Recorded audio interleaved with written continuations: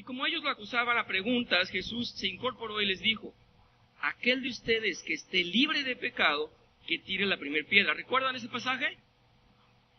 Nadie estaba libre de pecado. Nadie. En Romanos 8, que es más específico, Pablo, en el versículo 7 al 8 dice, lo tomo desde antes, dice: la mentalidad pecaminosa es enemiga de Dios, pues no se somete a la ley de Dios, ni es capaz de hacerlo. Los que viven según la naturaleza pecaminosa no pueden agradar a Dios. En el 1 Corintios 2:14 dice: el que no tiene en el Espíritu, el que no tiene el Espíritu no acepta lo que procede del Espíritu de Dios, pues para él es locura, ¿verdad? Es ajeno. Hemos dicho que la gente que nos ve venir a la iglesia y que nos ve amorosos, viniendo a cantarle y a adorar al Señor, pues nos considera locos, porque no estamos en la playa, no estamos divirtiéndonos el día de hoy, ni descansando, bien barrigudos delante de la tele. Pero estamos más contentos aquí, porque nuestra alma y nuestro espíritu nos traen aquí. ¿Por qué? ¿Es natural?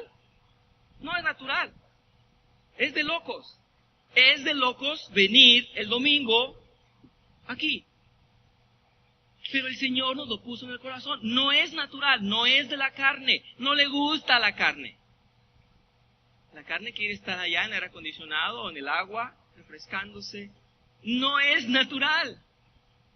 Estamos haciendo cosas que el Señor nos ha puesto en el corazón que no son de nuestra naturaleza. Nuestra naturaleza le ignoraba y no quería incomodarse. Entonces nacemos perdidos, depravados, ¿verdad? Ya hemos leído mucho esto, Romanos 3, no hay ni un justo, ni siquiera uno. Romanos 3:23 más adelante dice: porque no hay diferencia por cuanto todos pecaron, están destituidos de la gloria de Dios. Entonces, bueno, ya quedó claro esto. La depravación del hombre es realmente así. Es el primer punto de la gracia. Es cierto, somos depravados, porque si no empezaríamos chuecos este estudio. Bien, sí, pastor.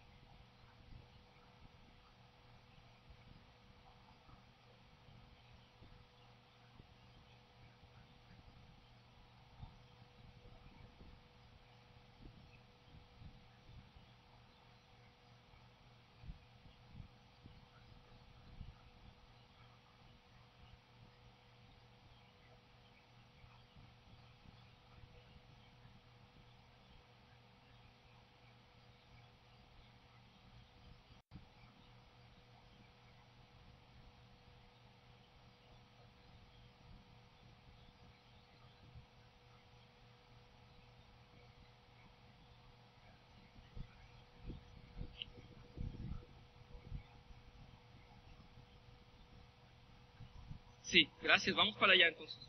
Definitivamente vamos para allá. Vamos a leer, por favor. Dice: debemos entender que nacemos en estado lamentable, expuesto a toda la maldad, mentira y oscuridad que hay en este mundo y condenados al infierno. Así nacemos totalmente.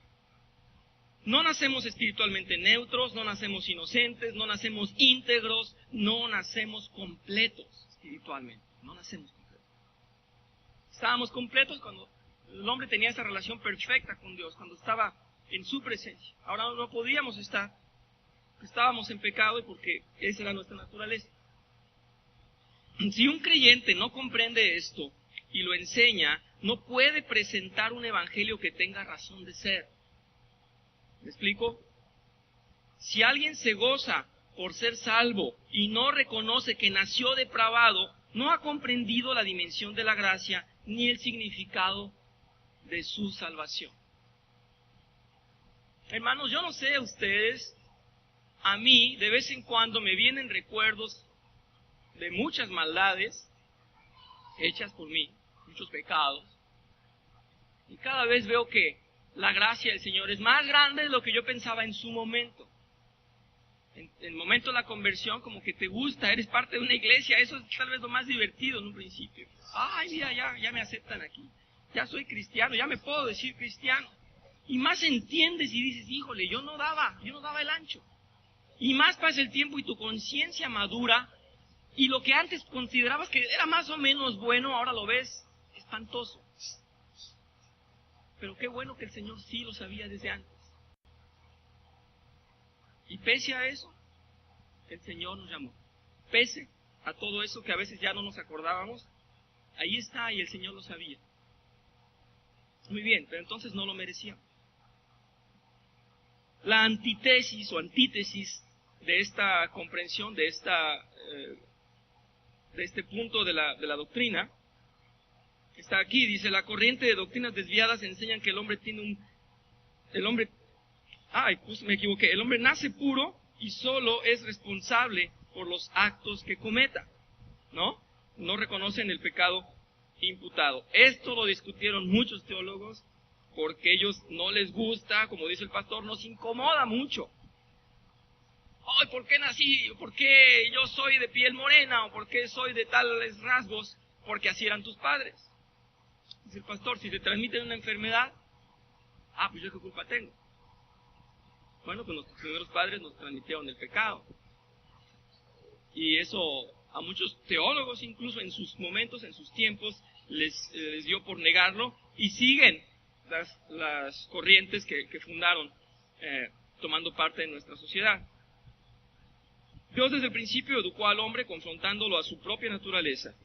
El hombre vivió en constante dependencia de Dios. El hombre no podía comunicar con Dios cuando lo deseaba. Dios ha sido quien estableció cada pacto para llevar al hombre en un orden y un camino muy específico. El hombre no hizo nada que fuera perfecto. Dios dio virtudes a los hombres para que fueran utilizadas en un sentido específico, pero aún así, todo hombre falló y no hubo nadie que pudiera cumplir la ley.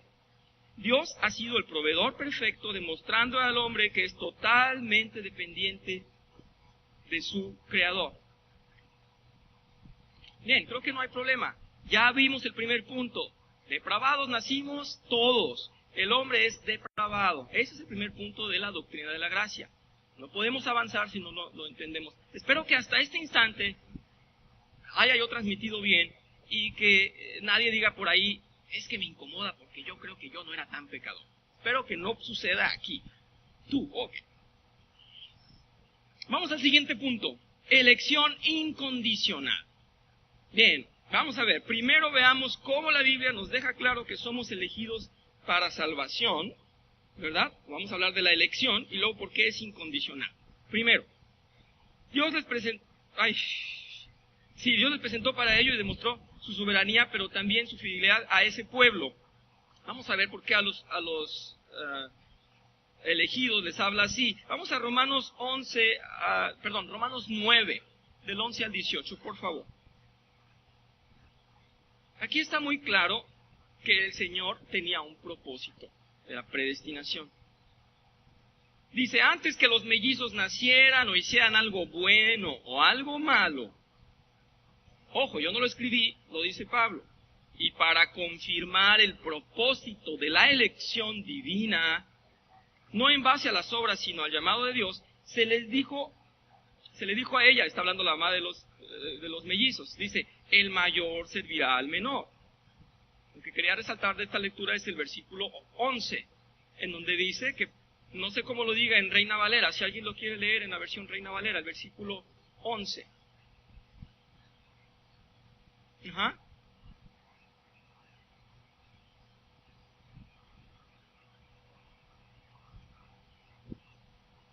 Exacto, para que el propósito de Dios conforme a la elección. Exacto. Entonces los gemelos ni siquiera habían hecho algo bueno o algo malo y Dios dijo, este le va a servir a este. Yo lo digo, le doy un destino desde antes, lo predestino. ¿Cómo leemos en en Deuteronomio 7? Fíjense, desde el Antiguo Testamento venían hablando de la elección, y dice, porque tú eres un pueblo consagrado al Señor tu Dios, y a ti te ha elegido el Señor tu Dios entre todos los pueblos de la tierra para que seas el pueblo de su propiedad. Y adelante en el versículo 8 dice, bueno, lo leo junto para no salir de contexto. Si el Señor se prendó de vosotros y os eligió, no fue por ser vosotros el pueblo más numeroso de todos, porque sois el más insignificante, sino por el amor que Dios os tiene y para mantener el juramento, o sea, por tener fidelidad a su palabra. En Efesios 1 nos dice que somos, desde antes de la fundación del mundo, somos elegidos. Bien, ya entendimos que somos elegidos. Podemos tener muchos más versículos, pero he puesto solo unos para este estudio. Ahora, veamos cómo la elección que Dios hizo de quienes habían de ser su pueblo no se basó en las cualidades de ellos. Fue por su propia voluntad y disposición.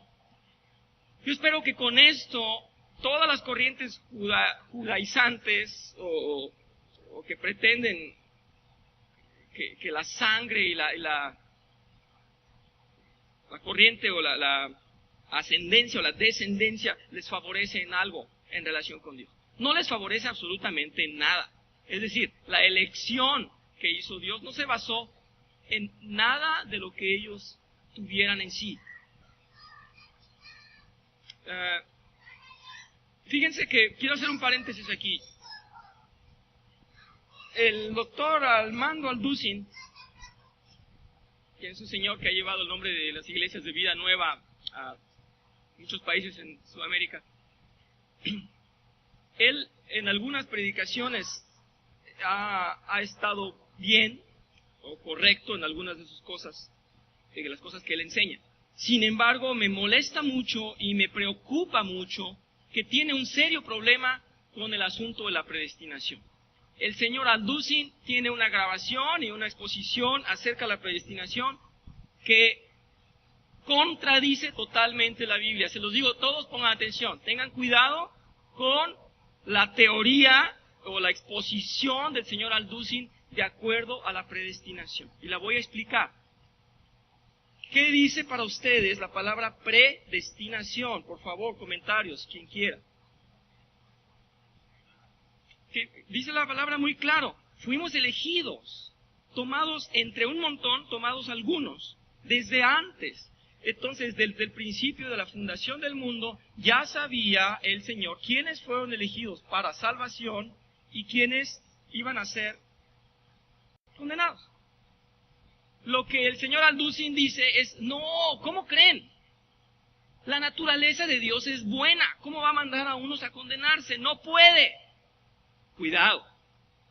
Dice el señor Alducin, lo que pasa, miren, como Dios conoce el pasado, el presente y el futuro, entonces como Él pudo ver, fue al final, vio quienes lo habían aceptado y los anotó. Qué pena, lo siento, es una pésima explicación de la predestinación del señor Alducin. No sé si en sus demás temas, en otros temas, en otras situaciones, él esté correcto o no. Tengo un respeto para todo lo que él, como hijo de Dios, hasta donde entiendo yo, pueda enseñar. No lo sé.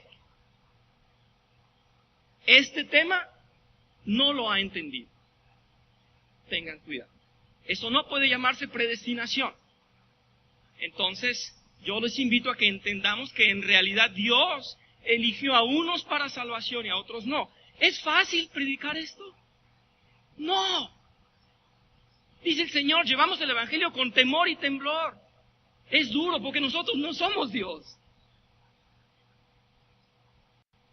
Pero nos gustan los sermones más fáciles. No hables de esta parte, no hables de la ira, nada más habla del amor.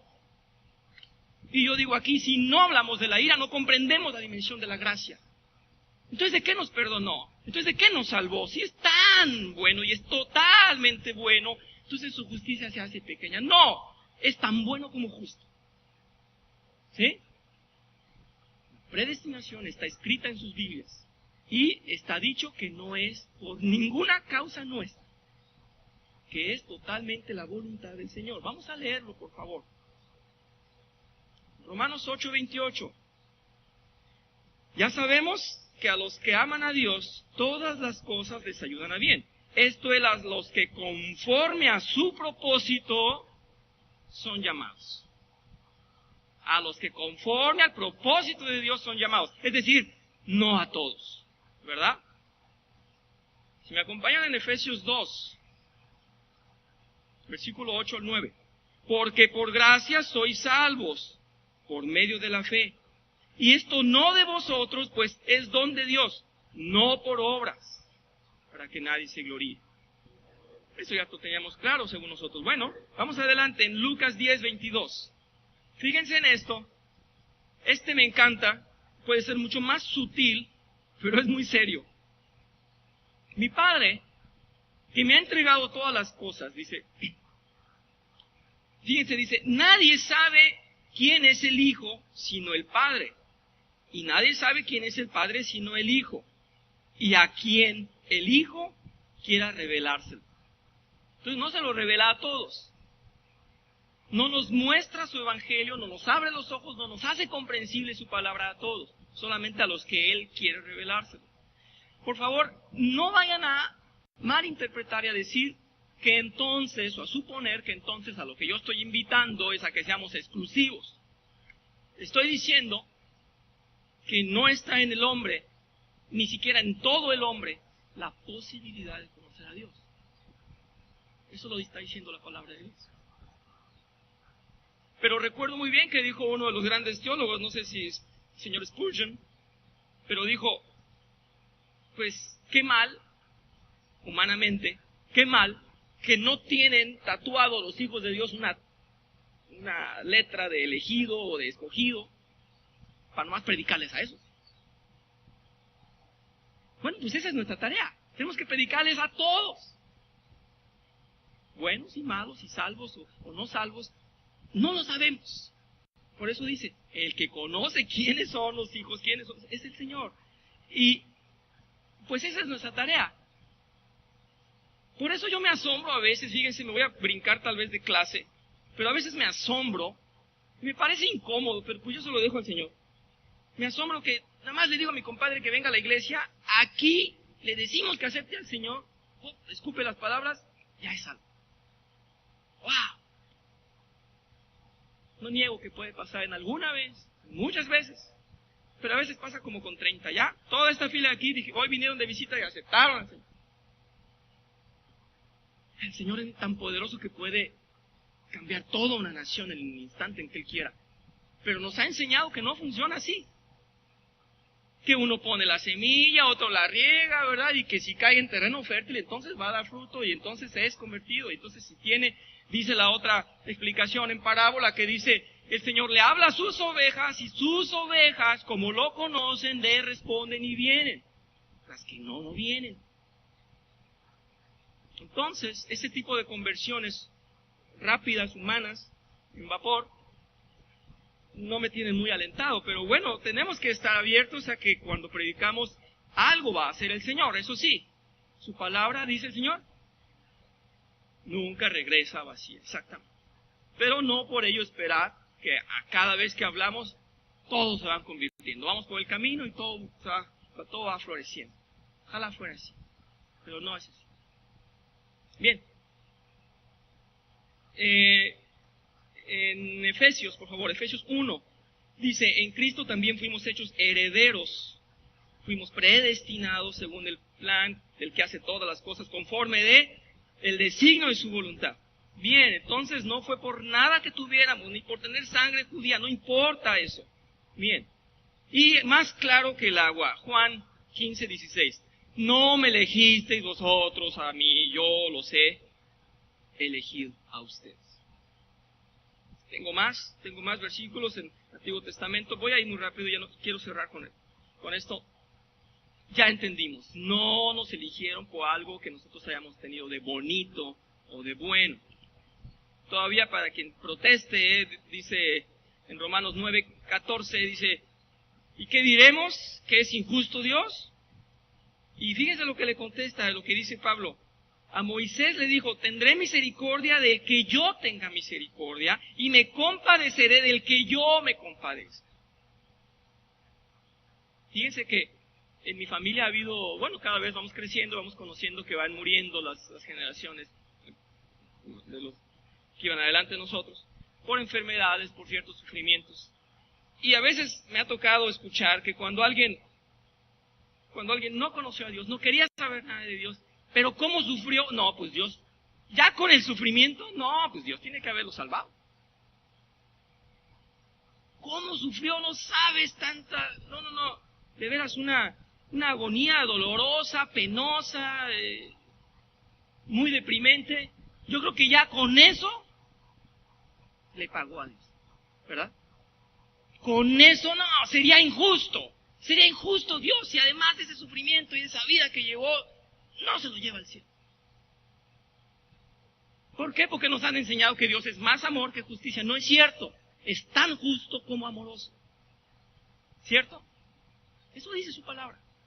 Yo no sé si conocen la idea de los, en química o en física o químico-física, la idea de los vasos comunicantes, que tenemos un montón de vasos y que todos se comunican, y entonces le ponemos agua. ¿Qué pasa? Todos tienen el mismo nivel.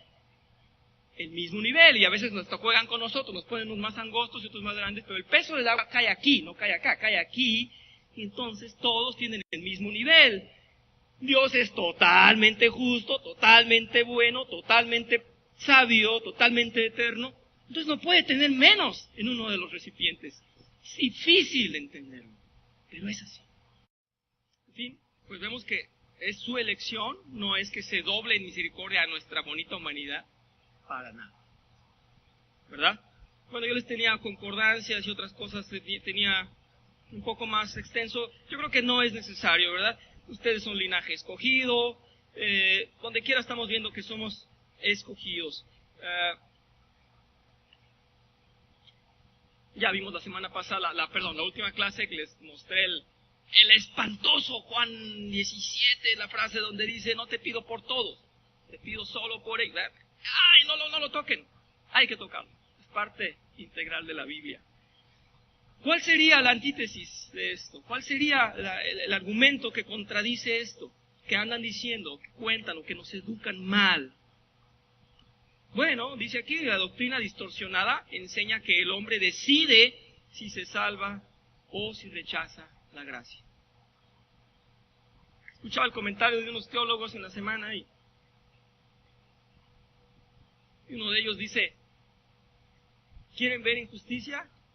Préndanle a un canal cristiano y aviéntense el rollo que les están mostrando. ¿Quieren ver injusticia? ¿Quieren escuchar palabras necias? Préndanle a un canal cristiano, porque la mayoría de las predicaciones están fuera de esto. Están fuera de esto. Dios tiene un plan para ti, pero tú tienes que elegir. No soporto, no puedo con esto, tengo que apagar.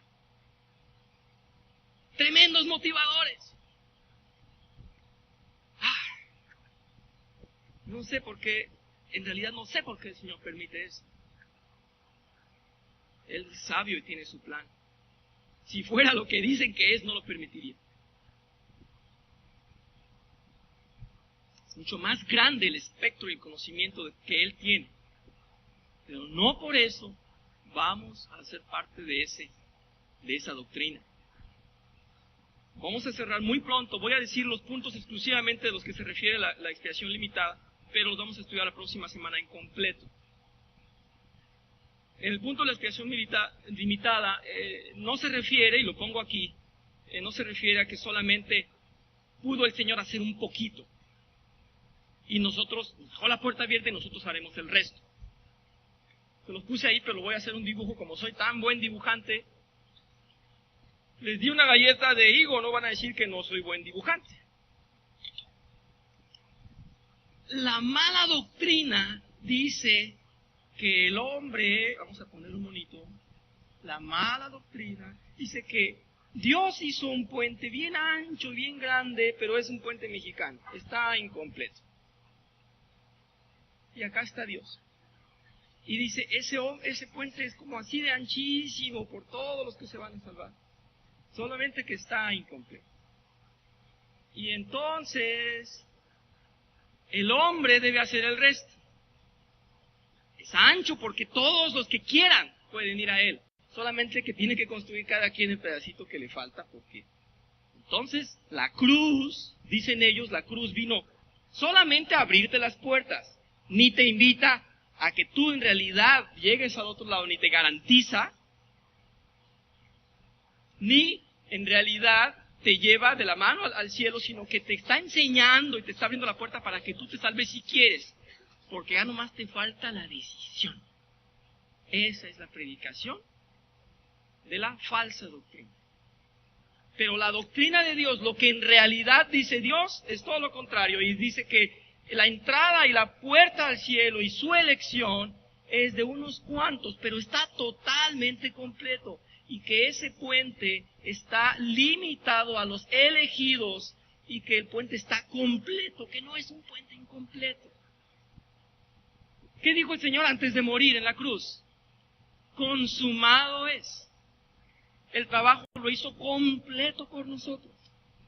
Si no, diría, pues, no les aseguro cuántos se vayan a salvar, porque depende de ellos. Yo los llevo hasta aquí, pero ya ustedes vean si le dan el brinco o si construyen su puente, porque no les garantizo. Entonces, ¿cómo tendría una lista al final? ¿Se imaginan al Señor Jesucristo pasando lista? No vino, Señor, no vino, no quiso, no aceptó, rechazó a último momento, le compartimos, pero no quiso, fulano tampoco, Señor, no vino. Sería un Dios imperfecto. López, dormido como siempre yo allá atrás. No. Sería un Dios que no nos garantiza nada, porque entonces dejó la obra a la mitad. Y entonces depende del hombre. Entonces ese Dios tiene un plan para ti y tú eliges.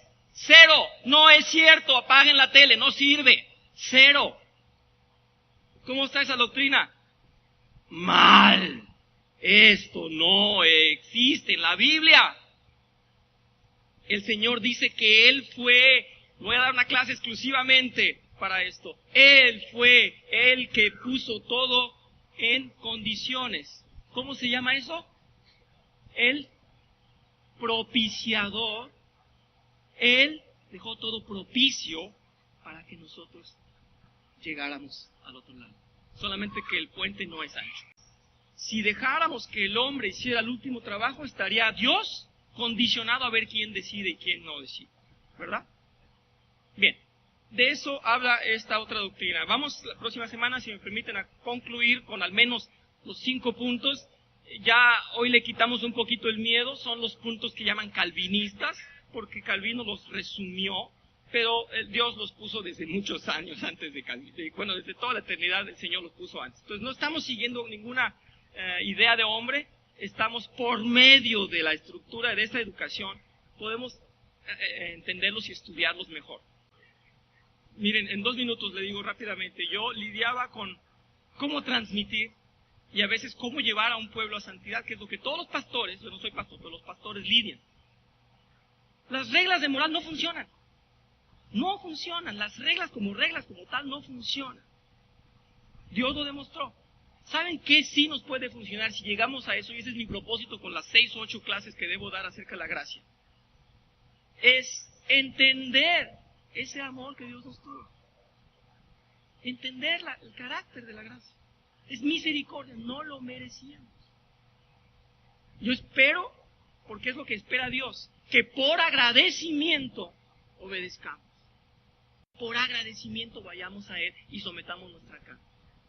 No por reglas, no funciona. Predicar moral no funciona. Miren, nos van a ganar. Nos puede ganar el grupo de Alcohólicos Anónimos de aquí en la esquina, en serio. Nos puede ganar el grupo defensor de las ballenas. Pueden ser más disciplinados, más fieles en su gremio.